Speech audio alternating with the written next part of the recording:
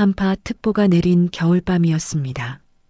강원도 영동 고속도로 인근 국도는 폭설로 완전히 막혀 있었습니다. 차량들은 꼼짝없이 멈춰 서 있었고 헤드라이트 불빛만이 하얀 눈보라 속에서 희미하게 떠다녔습니다. 국도변 허름한 만수 식당의 형광등이 깜빡였습니다. 한지은은 마지막 테이블을 행주로 닦아냈습니다. 28, 이곳에서 홀서빙을 한 지 2년째였습니다. 손은 트고 거칠어졌습니다. 낡은 점퍼 주머니 속 휴대전화가 무겁게 느껴졌습니다. 서울병원에 입원한 어머니의 문자였습니다. 괜찮다는 말뿐이었지만 치료비 고지서는 이미 3장이 밀려 있었습니다. 지은아, 넌 먼저 들어가. 주방 안쪽에서 식당 주인 박만수가 앞치마를 풀며 말했습니다. 60 중반의 그는 이 식당을 30년째 지켜온 사람이었습니다. 괜찮아요. 어차피 원룸도 춥고요. 지은은 담담하게 답하며 의자를 하나씩 테이블 위로 올렸습니다. 바람이 거세게 불었습니다. 식당 유리문이 덜컹거렸습니다. 밤 10시가 넘은 시각, 손님이 올 리 없었습니다. 지은은 난로 옆에 앉아 손을 녹였습니다. 공과금 고지서를 떠올렸습니다. 전기세, 가스비, 월세. 숫자들이 머릿속에서 계산기처럼 돌아갔습니다. 그때였습니다. 눈바람과 함께 문이 벌컥 열렸습니다. 고급 캐시미어 코트를 입은 남자들이 우르르 들어왔습니다. 10명은 좋게 넘어 보였습니다. 그들의 구두는 반들거렸고 시계는 빛났습니다. 식당 안 공기가 순식간에 달라졌습니다. 여기 영업하시나요? 맨 앞에 남자가 물었습니다. 30대 중반쯤 보이는 남자는 눈을 털어내며 식당 안을 둘러봤습니다. 그의 뒤로 남자들이 줄지어 들어왔습니다. 모두 비슷한 차림이었습니다. 정장 위에 코트, 명품 가방, 피곤한 얼굴. 박만수가 앞으로 나왔습니다. 고속도로 막혔죠? 예. 통제됐다고 하더군요. 남자가 명함을 꺼내 건넸습니다. DH인베스트먼트 대표 강도연이라고 적혀 있었습니다. 세미나 끝나고 서울 가는 길이었는데 호텔도 다 찼고 여기서 하룻밤 보내도 될까요? 박만수는 잠시 망설이다 고개를 끄덕였습니다. 지은은 일어나 남자들을 맞았습니다. 그들은 자리를 잡으며 서로 이름과 직함을 주고받았습니다. 벤처 대표, 투자자, 컨설턴트, 억대 자산가들이었습니다. 지은은 주방으로 들어가 컵라면을 꺼냈습니다. 김치찌개 냄비를 다시 올렸습니다. 창고에서 묵은 이불과 모포를 꺼내왔습니다. 여기선 직함 필요 없습니다. 지은이 테이블에 라면과 김치를 놓으며 말했습니다. 배고프시면 드시고 추우시면 난로 앞에 앉으세요. 이불은 저쪽에 있습니다. 남자들은 처음엔 어색해했습니다. 불평도 있었습니다. 바닥에서 자라고요? 누군가 중얼거렸습니다. 하지만 밖에 눈보라는 점점 더 거세졌습니다. 갈 곳은 없었습니다. 강도연이 먼저 컵라면 뚜껑을 열었습니다. 김이 모락모락 올라왔습니다. 다른 남자들도 하나둘 젓가락을 들었습니다. 김치찌개가 테이블에 올려졌습니다. 난로 앞 바닥에 이불이 깔렸습니다. 그렇게 그들은 앉았습니다. 나란히 어깨를 맞대고 지은은 그 모습을 보며 행주를 접었습니다. 식당 안은 조용히 따뜻해지고 있었습니다. 밖에서는 눈이 계속 내렸습니다. 긴 밤이 시작되고 있었습니다. 자정이 지났습니다. 만수 식당 안은 난로 열기로 후끈했습니다. 김치찌개 냄새가 공간을 채웠고 오래된 라디오에서는 조용필의 노래가 흘러나왔습니다. 한지은은 커피포트를 들고 테이블 사이를 돌았습니다. 남자들의 컵을 채웠습니다. 누군가 감사합니다 하고 말했지만 지은은 그저 고개만 끄덕였습니다. 특별한 미소도 없었습니다. 그들을 귀한 손님으로 대하지도 불편해하지도 않았습니다. 그저 일을 할 뿐이었습니다. 강도연은 그 모습을 지켜봤습니다. 묘한 느낌이었습니다. 보통 사람들은 자신의 명함을 보면 태도가 달라졌습니다. 더 공손해지거나 아니면 지나치게 친근해지거나. 하지만 저 여자는 달랐습니다. 눈빛이 담담했습니다.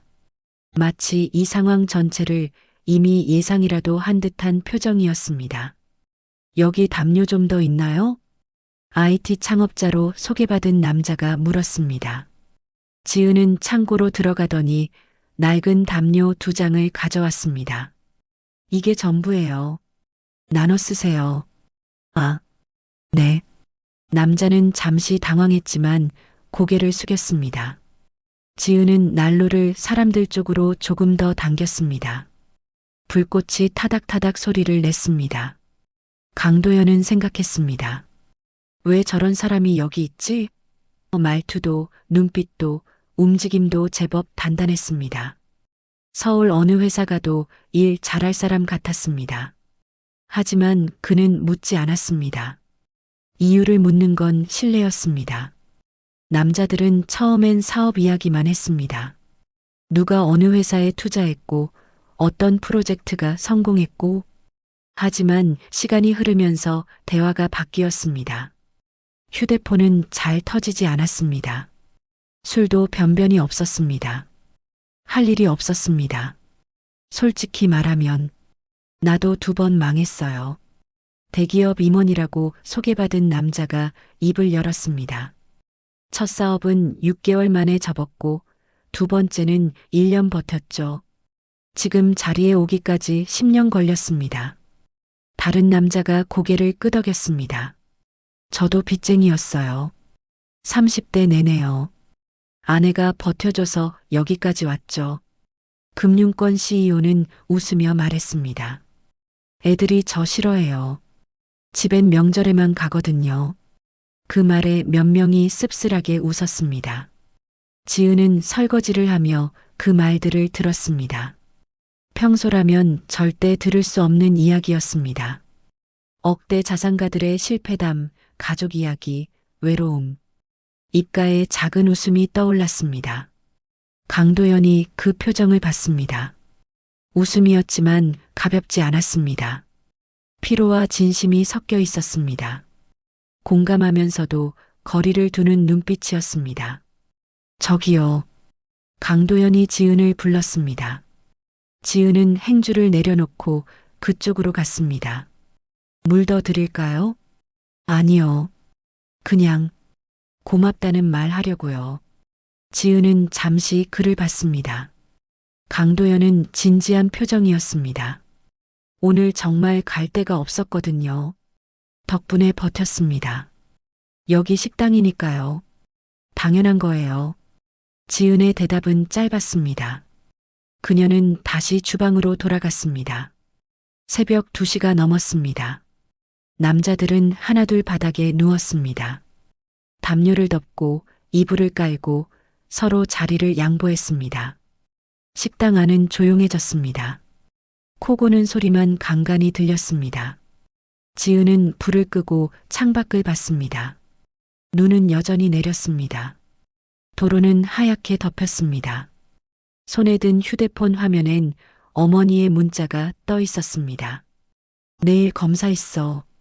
걱정 마. 그녀는 한숨을 쉬었습니다. 치료비는 어떻게든 마련해야 했습니다. 하지만 지금 당장은 방법이 없었습니다. 그저 내일을 기다릴 뿐이었습니다. 강도연은 눈을 감지 못했습니다. 천장을 바라봤습니다. 이상한 밤이었습니다. 고급 호텔도 아니고 제대로 된 침대도 아니었습니다. 하지만 편했습니다.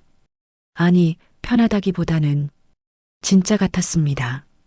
가식 없는 공간이었습니다. 그는 지은을 떠올렸습니다. 담담한 눈빛, 절제된 말투, 묵묵히 일하는 모습. 저 사람은 무얼 생각하며 살까? 궁금했습니다. 새벽 5시 눈이 그쳤습니다.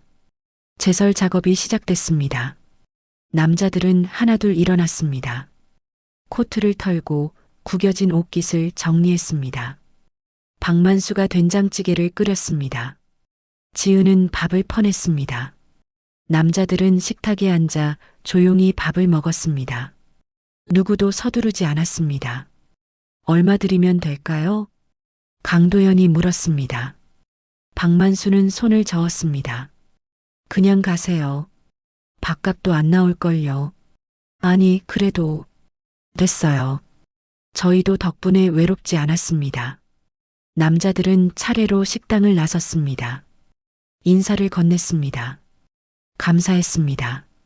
몸 조심하세요. 강도연은 마지막으로 문 앞에서 돌아봤습니다. 지은은 다시 테이블을 닦고 있었습니다. 이 밤이 이상하게 오래 기억에 남을 것 같다. 그는 문을 닫고 눈길을 걸었습니다. 차들이 하나둘 움직이기 시작했습니다. 서울로 가는 길이 열렸습니다. 지은은 창문을 닦으며 멀어지는 차들을 봤습니다. 그들은 다시 일상으로 돌아갈 것입니다. 그리고 자신도 마찬가지였습니다. 휴대폰을 꺼냈습니다. 병원 전화번호를 눌렀습니다. 새로운 하루가 시작되고 있었습니다. 폭설 이후 일주일이 지났습니다. 만수 식당은 달라졌습니다. 아침부터 저녁까지 손님이 끊이지 않았습니다. 국도변 식당이 억만장자들을 살렸다는 기사가 포털 메인에 올랐고 누군가 찍은 영상이 SNS에 퍼졌습니다. 한지은은 그 모든 게 불편했습니다. 카메라를 들이대는 사람들, 사인을 요구하는 손님들, 천사 같다는 과한 칭찬들. 하지만 일은 해야 했습니다. 평소처럼 테이블을 닦았습니다. 주문을 받았습니다. 설거지를 했습니다. 점심시간이었습니다. 식당은 만석이었습니다. 지은은 쟁반을 들고 테이블 사이를 오갔습니다. 그때 문이 열렸습니다. 양복이 아니었습니다. 청바지에 검은색 니트를 입은 남자가 들어왔습니다. 강도연이었습니다. 선글라스를 벗고 주위를 둘러봤습니다. 지은은 잠시 멈췄습니다. 눈이 마주쳤습니다. 강도연이 조심스럽게 다가왔습니다. 안녕하세요. 손님이세요? 지은의 목소리는 평소와 같았습니다. 강도연은 당황했습니다. 아, 잠깐 이야기 좀 할 수 있을까요? 지금은 손님이 많아서요. 주문하실 거면 자리 안내해 드릴게요. 그게 아니라 박만수가 주방에서 나왔습니다. 강도연을 보더니 고개를 끄덕였습니다. 지은아, 잠깐 쉬어. 내가 할게. 지은은 앞치마를 풀고 강도연을 따라 식당 뒤편으로 나갔습니다. 주차장이 보이는 좁은 공간이었습니다. 바람이 차가웠습니다. 무슨 일이세요? 강도연은 망설였습니다. 준비한 말들이 입 밖으로 나오지 않았습니다. 사실은 제 일을 조사하셨다고 들었어요.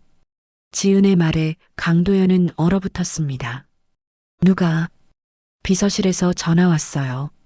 제 학력이랑 가족사항, 병원비 상황까지 다 물어보더라고요. 지은의 목소리는 떨리지 않았습니다. 하지만 눈빛은 차가웠습니다. 왜 그러셨어요? 그냥 저한테 물어보면 되는 거 아니에요? 미안합니다. 도움을 드리고 싶어서. 도움이요? 지은이 웃었습니다. 쓴웃음이었습니다. 조사부터 하고 도움을 주는 게 정상인가요? 강도연은 아무 말도 하지 못했습니다. 평소라면 당연한 절차였습니다. 투자 전 실사, 인물 검증, 백그라운드 체크, 업무 방식이었습니다. 하지만 지금은 달랐습니다. 상대는 투자 대상이 아니었습니다. 사람이었습니다. 죄송합니다. 제가 잘못 생각했습니다. 됐어요. 가세요. 지은은 돌아섰습니다. 강도연은 그녀의 뒷모습을 바라봤습니다. 뭔가 더 말해야 할 것 같았지만 입이 떨어지지 않았습니다. 박만수가 주방 창문 너머로 그 장면을 지켜봤습니다. 잠시 후 강도연이 식당 안으로 들어왔을 때 그는 물 한 잔을 내밀었습니다. 앉으시죠. 저는 한 잔만 하세요. 강도연은 앉았습니다. 박만수는 맞은편에 앉아 조용히 말했습니다. 지은이는 동정 싫어해요. 시애도 싫어하고요. 알고 있습니다. 그럼 왜 조사를 하셨어요? 강도연은 대답하지 못했습니다. 박만수는 한숨을 쉬었습니다. 진짜 돕고 싶으면 똑같은 사람으로 대하세요. 위에서 내려다보지 말고. 그 말이 가슴에 박혔습니다. 강도연은 고개를 숙였습니다. 사흘 후 지은에게 택배가 왔습니다. 두꺼운 봉투였습니다. 안에는 수표와 편지가 들어 있었습니다. 5천만 원이었습니다. 편지는 짧았습니다. 그날 밤 당신은 우리를 사람으로 대해줬습니다. 저는 당신을 조사 대상으로 대했습니다. 잘못했습니다. 이 돈은 빚이 아니라 감사의 표시입니다. 받아주시면 고맙겠습니다. 마이너스 강도연. 지은은 수표를 받습니다. 손이 떨렸습니다. 화가 났습니다. 돈으로 관계를 정리하려는 것 같았습니다. 편지를 구겼습니다. 휴대폰이 울렸습니다. 모르는 번호였습니다.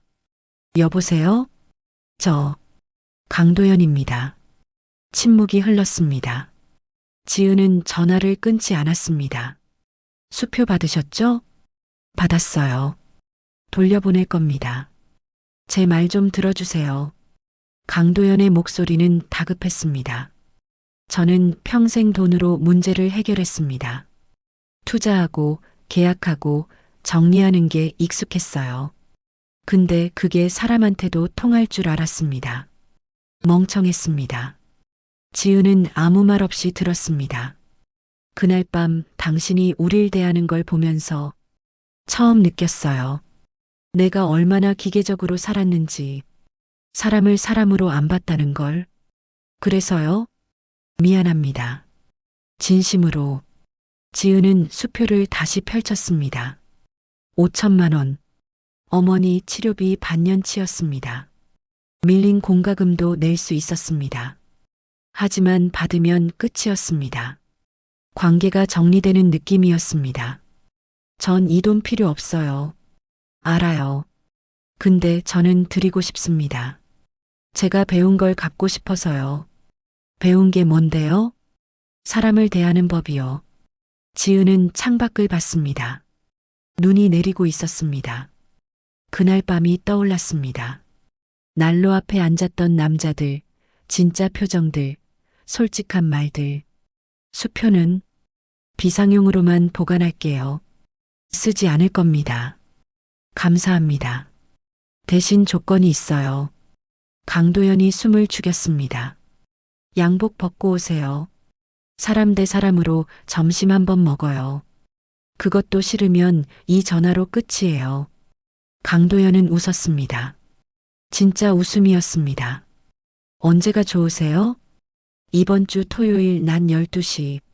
늦으면 안 기다립니다. 전화가 끊겼습니다. 지은은 수표를 서랍 깊숙이 넣었습니다. 가슴이 두근거렸습니다. 이유를 알 수 없었습니다. 토요일이 기다려졌습니다. 토요일 낮 12시였습니다. 강원도 소도시의 작은 이탈리안 식당 앞에서 강도연은 차에서 내렸습니다. 니트의 코트 차림이었습니다. 양복이 아니었습니다. 한지은은 이미 와 있었습니다. 평소의 후드티가 아니었습니다. 베이지색 원피스에 검은색 코트를 입고 있었습니다. 머리를 단정하게 묶었습니다. 다른 사람 같았습니다. 일찍 오셨네요. 강도연이 말했습니다. 지은은 가볍게 고개를 끄덕였습니다. 습관이에요. 둘은 식당 안으로 들어갔습니다. 창가 자리에 앉았습니다. 파스타와 리조또를 주문했습니다. 어색한 침묵이 흘렀습니다. 그날 밤 이후로 생각 많이 했습니다. 강도연이 먼저 입을 열었습니다. 무슨 생각이요? 제가 왜 이 일을 하는지, 뭘 위해 사는지. 지은은 물을 마셨습니다. 강도연은 창밖을 봤습니다. 저는 원래 역사교사가 되고 싶었어요. 고등학교 때부터 꿈이었죠. 근데 아버지가 사업에 실패하셨습니다. 빚을 남기고 돌아가셨고요. 지은은 그를 봤습니다. 강도연의 목소리는 담담했습니다. 그때부터 돈에 집착했습니다. 다시는 가난해지지 않겠다고, 누구도 무시하지 못하게 만들겠다고. 그래서 여기까지 왔고요. 네. 근데 행복한지는 모르겠어요. 음식이 나왔습니다. 둘은 천천히 먹었습니다. 지은이 입을 열었습니다. 저는 예전에 호텔에서 자랐어요. 강도연이 포크를 멈췄습니다. 지은은 미소 지었습니다. 쓴웃음이었습니다. 부모님이 그쪽 일을 하셔서요. 넓은 방, 좋은 음식, 그런 거 다 있었죠. 근데 다 잃었습니다. 무슨 일이? 얘기 안 할래요. 너무 길어요. 지은은 파스타를 포크에 감았습니다. 강도연은 더 묻지 않았습니다. 그녀의 눈빛에 상처가 보였습니다. 잃어버린 세계에 대한 미련 같은 것이었습니다. 그때 지은의 휴대폰이 울렸습니다. 화면에 서울중앙병원이라고 떴습니다. 지은의 얼굴이 굳었습니다. 여보세요? 통화는 짧았습니다. 지은의 얼굴이 하얗게 질렸습니다. 손이 떨렸습니다. 어머니가 상태가 안 좋대요. 지금 당장 와달래요. 강도연은 일어났습니다. 차 가져왔습니다. 같이 올라가요. 괜찮아요. 버스? 시간 없어요. 가시죠. 둘은 식당을 나섰습니다. 강도연의 차는 빨랐습니다. 고속도로를 달렸습니다. 지은은 창밖만 봤습니다. 아무 말도 하지 않았습니다. 2시간 후 서울중앙병원에 도착했습니다. 응급실이었습니다. 지은은 뛰어들어갔습니다. 강도연은 그녀를 따랐습니다. 보호자세요? 간호사가 물었습니다. 지은은 고개를 끄덕이며 서류를 받았습니다. 펜을 쥐었지만 손이 떨렸습니다. 글씨가 제대로 써지지 않았습니다. 강도연은 자판기로 갔습니다. 따뜻한 커피를 뽑아왔습니다. 지은에게 건넸습니다. 마시세요. 지은은 커피를 받았습니다. 한 모금 마셨습니다.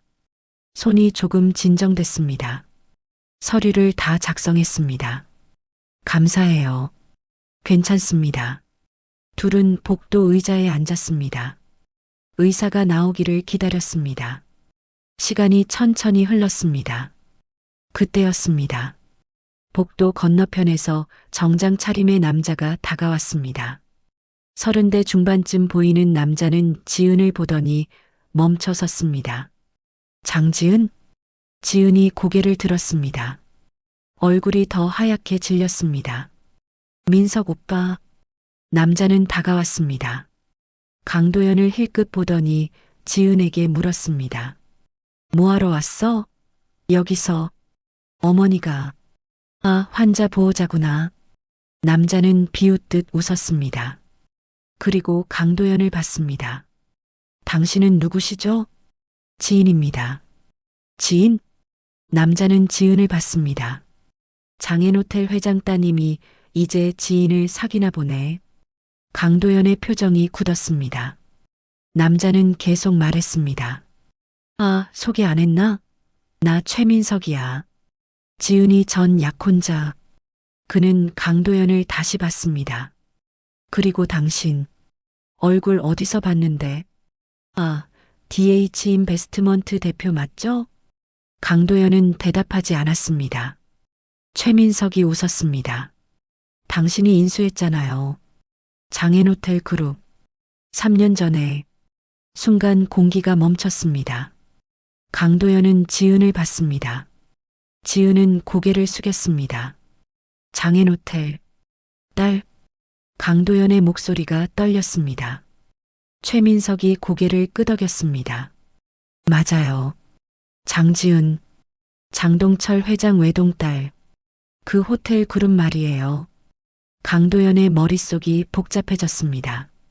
3년 전 장앤호텔 그룹 인수, 경영권 분쟁, 부채 정리, 구조 조정. 그가 직접 진두지휘했던 프로젝트였습니다. 그리고 그 과정에서 수많은 사람들이 일자리를 잃었습니다. 그때 당신 회사 때문에 지은이네 완전히 망했죠. 가족 다 뿔뿔이 흩어지고. 닥쳐요. 지은이 날카롭게 말했습니다. 최민석은 어깨를 으쓱했습니다. 사실이잖아. 어쩌다 국도변 식당에서 일하게 됐는지 궁금했는데 이제 알겠네. 지은은 일어났습니다. 강도연을 보지 않았습니다. 병실 가볼게요. 그녀는 복도 저쪽으로 걸어갔습니다. 뒷모습이 흔들렸습니다. 강도연은 그 자리에 서 있었습니다. 최민석이 말했습니다. 몰랐죠? 재밌는 인연이네요. 그는 웃으며 떠났습니다. 강도연은 주저앉았습니다. 손이 떨렸습니다. 장지은, 장앤호텔, 3년 전의 프로젝트, 그가 무너뜨린 가문, 그리고 그 가문의 딸이 지금 국도변 식당에서 일하고 있었습니다. 그는 얼굴을 감쌌습니다. 죄책감이 밀려왔습니다. 동시에 배신감도 느껴졌습니다. 왜 말하지 않았을까? 왜 숨겼을까? 복도는 조용했습니다. 강도연은 일어나지 못했습니다. 먼 곳에서 지은의 울음소리가 들려왔습니다. 며칠 동안 강도연은 회사에 나가지 않았습니다. 집 서재에 틀어박혀 오래된 파일들을 꺼냈습니다. 3년 전 장앤호텔 인수 당시의 계약서, 회계자료, 내부 이메일, 두꺼운 서류 덤이었습니다. 밤새 읽었습니다. 놓친 것들이 보였습니다. 이상한 자금 흐름, 설명되지 않는 지출 내역, 직원 연금 계좌의 공백, 패턴이 있었습니다. 최민석? 그의 이름이 반복해서 등장했습니다. CFO였던 그는 인수 직전 대량의 자금을 빼돌렸습니다. 회사를 텅 비게 만든 뒤 사모펀드에 넘겼습니다. 강도연은 그걸 몰랐습니다. 아니, 보려 하지 않았습니다. 이걸 그냥 덮으면 나도 공범이다. 그는 변호사들을 불렀습니다. 자료를 넘겼습니다. 조사를 지시했습니다. 같은 시각 병원 중환자실 앞에서 장지은은 어머니의 손을 잡고 있었습니다. 산소호흡기 소리만 들렸습니다. 어머니는 잠들어 있었습니다. 지은은 창밖을 봤습니다. 3년 전이 떠올랐습니다. 호텔 그룹이 무너지던 날, 아버지는 며칠 동안 집에 들어오지 않았습니다. 어머니는 울기만 했습니다. 사람들은 떠났습니다. 친구들도 약혼자도 친척들도. 장지은은 이제 끝났어. 복도에서 들린 말이었습니다. 그날 밤 지은은 짐을 쌌습니다. 서울을 떠났습니다. 강원도로 갔습니다. 이름을 바꿨습니다. 한지은이 됐습니다. 숨었습니다. 도망쳤습니다. 3년 동안. 하지만 과거는 결국 찾아왔습니다. 병원 복도에서 최민석의 목소리로, 강도연의 얼굴에 떠오른 충격으로. 엄마. 지은이 속삭였습니다. 이제 그만 도망치고 싶어? 어머니는 대답하지 않았습니다. 하지만 손에 힘이 들어갔습니다. 그날 저녁 병원 문이 열렸습니다. 강도연이었습니다. 코트에 눈이 쌓여 있었습니다. 그는 지은을 봤습니다. 들어와도 돼요? 지은은 고개를 끄덕였습니다. 강도연은 옆 의자에 앉았습니다. 한참 침묵이 흘렀습니다. 도망치지 말고 같이 봅시다. 강도연이 말했습니다. 당신 가족에게 무슨 일이 있었는지, 내 책임이 어디까지인지 피하지 않겠습니다. 지은은 그를 봤습니다. 눈을 피하고 싶었습니다. 하지만 참았습니다. 왜요? 내가 숨긴 것도 잘못인데. 그래도 같이 보고 싶어요. 지은은 오랫동안 아무 말하지 않았습니다. 창밖에 눈을 봤습니다. 그날 밤에 눈보라가 떠올랐습니다. 난로 앞에 앉았던 사람들, 솔직했던 대화들. 좋아요. 지은이 고개를 끄덕였습니다. 더 이상 안 숨을게요. 2달이 지났습니다. 조사 결과가 나왔습니다. 최민석의 횡령과 사기가 명확히 드러났습니다. 증거는 충분했습니다. 수사기관이 움직였습니다. 강도연은 기자회견을 열었습니다. 카메라 앞에 섰습니다. 3년 전 장앤호텔 인수 당시 저는 충분히 검증하지 못했습니다. 내부 비리를 간과했고 그 결과 많은 분들이 피해를 입었습니다. 책임을 인정합니다. 플래시가 터졌습니다. 질문이 쏟아졌습니다. 강도연은 하나하나 답했습니다. 어머니는 회복했습니다. 퇴원날 지은은 엄마와 함께 강원도로 돌아왔습니다. 만수 식당은 여전히 그 자리에 있었습니다. 박만수가 반겼습니다. 잘 됐구나. 네.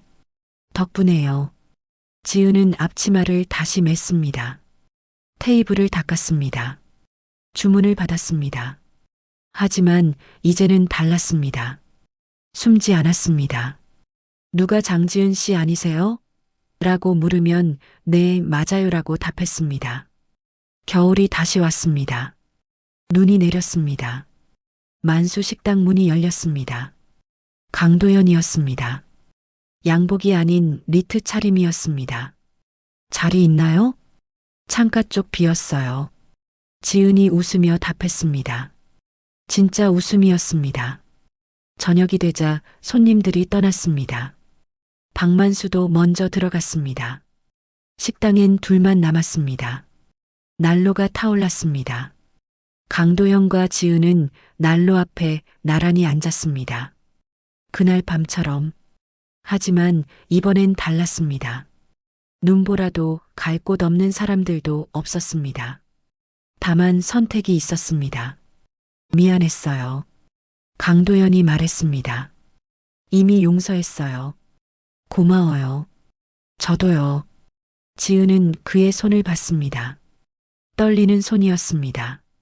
그녀는 천천히 손을 내밀었습니다. 이번엔 도망치지 않았습니다. 두 손이 맞닿았습니다. 따뜻했습니다. 창밖으로 눈이 내렸습니다. 첫날의 눈보라와는 달랐습니다. 부드러웠습니다. 조용했습니다. 난로 불이 타올랐습니다. 식당 안은 따뜻했습니다. 둘은 아무 말 없이 앉아 있었습니다. 멀리 국도에서 차 소리가 들렸습니다. 누군가는 지나가고 누군가는 멈췄습니다. 인생은 그렇게 흘렀습니다. 하지만 이곳 만수식당 난로 앞에서 둘은 더 이상 흐르지 않았습니다. 멈춰섰습니다. 서로를 선택했습니다. 그것으로 충분했습니다. 눈은 계속 내렸습니다. 겨울은 길었지만 이제 봄이 올 것 같았습니다. 지은은 그의 손을 꼭 잡았습니다. 강도연도 잡았습니다. 괜찮을 거예요. 지은이 말했습니다. 네. 우리. 강도연이 답했습니다. 난로 불이 조용히 타올랐습니다.